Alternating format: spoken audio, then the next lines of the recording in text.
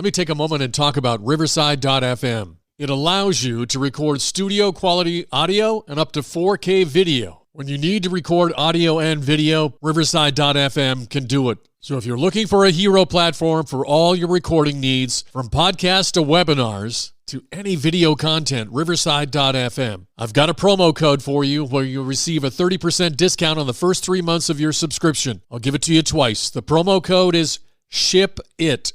All one word, SHIPIT, and you'll pick up a 30% discount on your first 3 months of your subscription. Riverside.fm. In this Best of the Pigskin Dispatch podcast, we reflect on what happened in football history on January 10th, the biggest play in San Francisco 49ers history, as well as many more Hall of Fame legendary stories and birthdays, all coming up in just a moment. This is the Pigskin Daily History Dispatch, a podcast that covers the anniversaries of American football events throughout history on a day-to-day basis. Your host, Darren Hayes, is podcasting from America's North Shore to bring you the memories of the gridiron, one day at a time. So as we come out of the tunnel of the Sports History Network, let's take the field and go no huddle through the portal of positive gridiron history with pigskindispatch.com. This podcast is part of the Sports History Network, your headquarters for the yesteryear of your favorite sport. You can learn more at sportshistorynetwork.com. Hello, my football friends. This is Darren Hayes of PigskinDispatch.com. Welcome once again to the Pig Pen, your portal to positive football history. And we are at the date of January 10th, and just some great history has happened in this time of year. We've talked about it before. We were talking about some old Super Bowls. Those first 20 to 30 Super Bowls were played about this time of year. Has ended the NFL season, but as the NFL became more popular and expansion and everything else going on, and the billions of dollars that are making, I'm sure that had some effect too. They decided to spread that season out, and now we're going to be going all the way to the middle of February, and as we're having our longest seasons ever in NFL history. And so, but we got a lot to talk about this whole month of January with some great championship games of the Super Bowl of the NFL. So let's sit back and enjoy that and some of the great people that have some special days on this January 10th. So let's get right at it, and we'll start off with your headlines. It's January 10th, 1953, Los Angeles Memorial Coliseum. The third NFL Pro Bowl game was played. What a top-notch bunch of players were in the field for this one. The list of quarterbacks alone, per the ProFootballReference.com website, will give you the goosebumps. Y.A. Tittle, Norm Van Brocklin, Bobby Lane, and Otto Graham. In the backfield were names like Frank Gifford and Doak Walker, and great defensive names too, like Ernie Stautner, Chuck Bednarik, and so many more. The National Conference defeated the American Conference by the score of 27-7. The game's most valuable player was Don Dole, the defensive back from the Detroit Lions. January 10th, 1965. Los Angeles Memorial Coliseum once again. The 1964 edition of the NFL Pro Bowl game was played. This time it was the Eastern Conference that was coached by Don Shula, then of the Baltimore Colts, and he matched wits with the head coach of the Cleveland Browns, Brant Collier, who would mastermind the strategies of the Western Conference. According to the website sportshistorycollectibles.com, the West more than doubled the offensive production of the East with 411 yards to 187. It was no wonder that the Western Conference defeated their Eastern counterparts 34-14. The MVPs of the game were quarterback Fran Tarkenton of the Minnesota Vikings and defensive back Terry Barr of the Detroit Lions. Next, we'll move to January 10th, 1982 at Candlestick Park in San Francisco. The NFC Championship game, and what has become one of the most iconic moments in NFL history and the defining play that established the dynasty of the 1980s. With 58 seconds remaining, quarterback Joe Montana scrambled right and was under heavy pressure from the doomsday defense of Dallas when he suddenly let a pass sail high, seemingly to those observing it to be out of bounds. But suddenly, appearing from almost out of nowhere, was Dwight Clark's leaping, outstretched fingertip catch for a touchdown to give the Niners the lead in the sixth lead change of the day. The Cowboys were not done yet, according to the NFL Network NFL 100 Minute. Relive the catch clip. Down by one, Cowboys quarterback Danny White connected with Drew Pearson for a 31-yard hookup that drove Dallas to the San Fran 44-yard line. The Cowboys called timeout, and then on the next play, White was strip-sacked and the 49ers recovered to hang on to a 28-27 victory to propel them into the Super Bowl. January 10th, 1982, at Riverfront Stadium in Cincinnati, the San Diego Chargers had to put on their parkas to travel to chilly Cincinnati to play the Bengals in the AFC Championship game. We found a great story on this game on FullPressCoverage.com, where they tell the game time temperatures were 9 degrees below zero on the Fahrenheit thermometers. With a constant 27-mile-per-hour wind, the wind chills were recorded at minus 59 degrees Fahrenheit. And if you remember back at our December 31st post, we said that the 1967 NFC Championship game, fondly remembered as the Ice Bowl, had a temperature of minus 13 degrees Fahrenheit, and that was the coldest game ever played in the NFL. But yet, they did not have the wind chill factor that the Freezer Bowl did, though. So wind chill-wise, the Freezer Bowl is the coldest NFL game on record. The Chargers, coming from Southern California, were not used to the cold, and it froze their Air Coryell offense. The Bengals had a secret weapon, though. Their head coach, Forrest Gregg, was a Hall of Fame tackle that played on Green Bay's squad that had won the Ice Bowl some decade and a half earlier. The Cincinnati Bengals had some true home field advantage in this one as they cruised past the San Diego Chargers to go to the Super Bowl 27-7.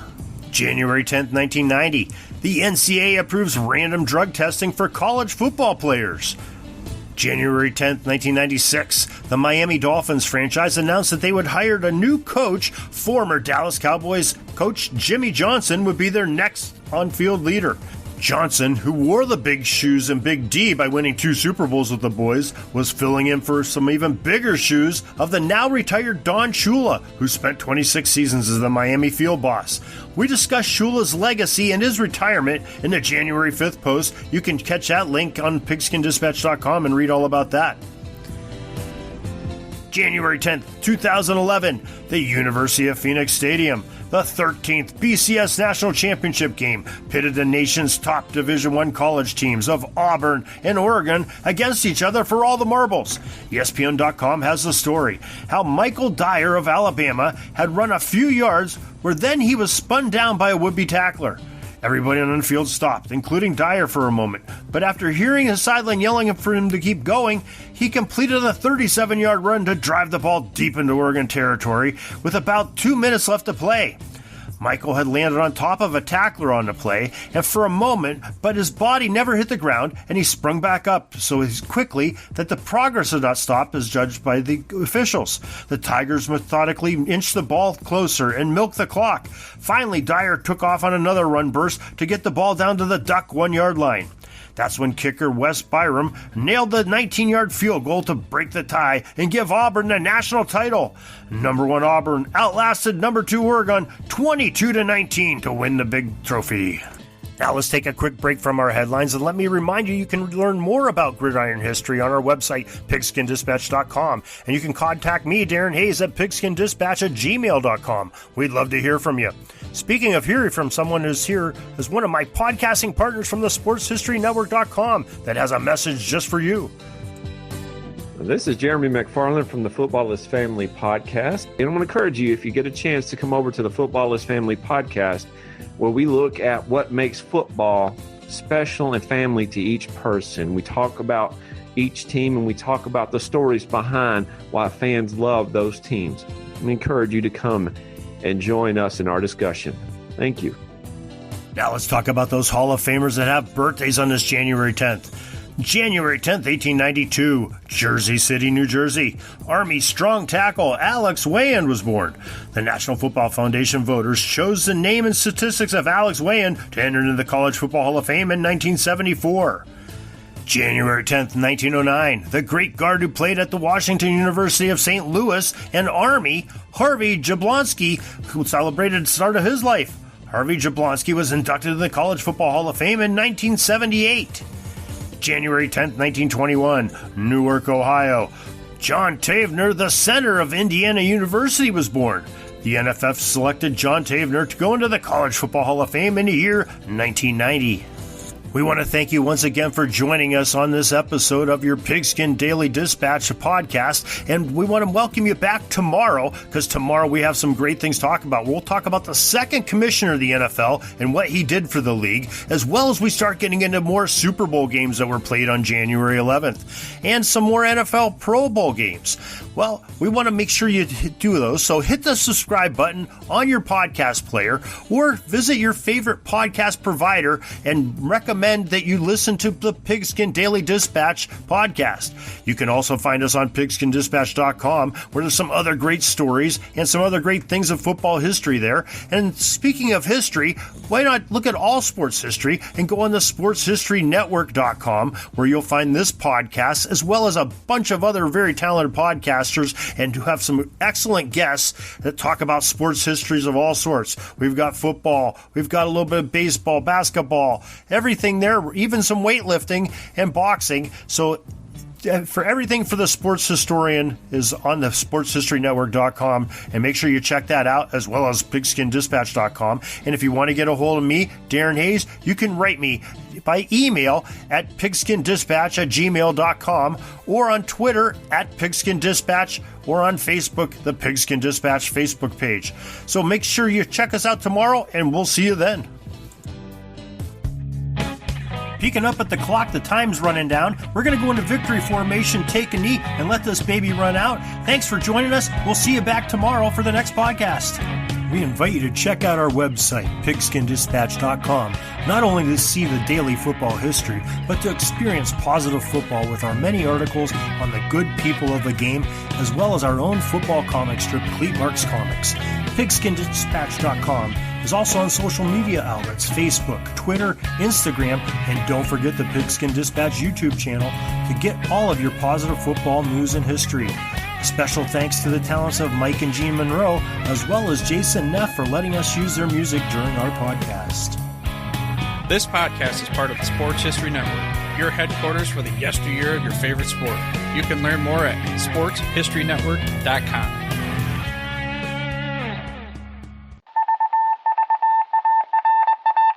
It was just another ordinary day in the offices of the Pittsburgh Guardian newspaper circa 1924. But for Marla Delft, assistant editor, everything was about to change. For she was about to discover the awesome attractiveness of Row 1 brand retro sports paraphernalia items thanks to Orville Mulligan, sports writer. And there it is. Wow, Orville, that's really the bee's knees. Isn't it just? A poster-sized replica of the actual 1909 World Series program cover. I can see that. But where did you get it? And where'd you get it framed? I ordered it from the Row 1 website, where over 6,000 items of sports memorabilia from the 1880s to the 1990s are available for reproduction in multiple sizes and in several different materials, with over a dozen styles of frame to choose from for prints like this. Well, I'm sure Mr. Delft would love to put up more of these in the office. But I'm equally as sure they're beyond this newspaper's budget. Not at all, my dear Marla. See for yourself. Go to sportshistorynetwork.com/row1. sportshistorynetwork.com/row1. Oh my, these are good prices. Oh, and look at this stuff. Oklahoma-Nebraska football, college basketball art, Michael Jordan items. And so retro it was that sports Marla Delft advertisement discovered the flowers. splendiferous magic of Row 1 sports memorabilia, arts, and prints. You can too by visiting sportshistorynetwork.com/row1. That's ROW1 today for access to the full Row 1 catalog of gallery prints and gifts like t-shirts, long-sleeve shirts, telephone cases, coffee mugs, blankets, pillows, towels, and even shower curtains. Act today for 15% discount off all prints with coupon code SHN15 and 20% off all other items with coupon code SHN20 at checkout. And keep your dial locked to the Sports History Network for the exciting chronicles of the 1920 sports world in Orville Mulligan, sports writer. Coming soon. Are you having a hard time figuring out what to get Dad for Father's Day?